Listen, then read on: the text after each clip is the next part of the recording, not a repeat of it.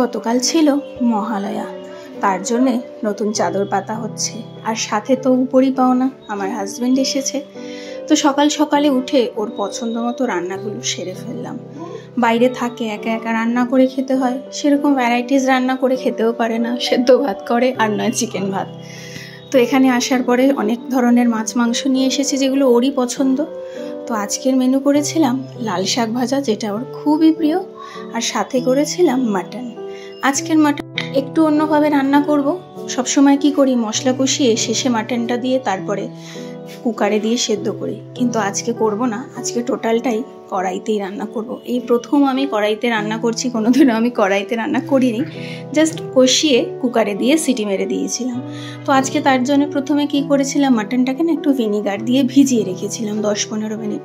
তারপরে তার মধ্যে আদা বাটা, রসুন বাটা, পেঁয়াজ বাটা, আর গোটা পেঁয়াজ কেটেও দিয়েছি, টমেটো কুচি দিয়েছি, আর সাথে দিয়েছি ভাজা মশলা যেগুলো থাকে, জিরের গুঁড়ো, হলুদ গুঁড়ো, লঙ্কার গুঁড়ো, গরম মশলা, আর খানিকটা লাল করার জন্যে কাশ্মীরি মির্চ।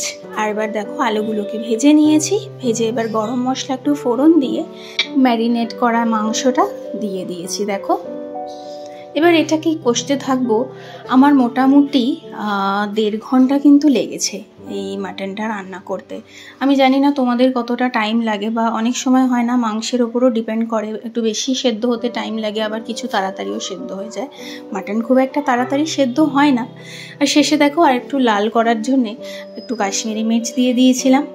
ব্যাস দেখো এবার ফোটাতে দিয়ে দিয়েছি।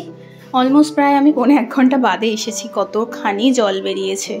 একটু ঝোল রাখবো, কারণ ও বলেছে খানিকটা ঝোল রাখতে, প্রপার একদম ঝোল চাই না, আবার মাখা মাখাও খুব একটা খাবে না। তো দেখো মাটন আমার রান্না হয়ে গেছে, তেলও ছেড়ে দিয়েছে।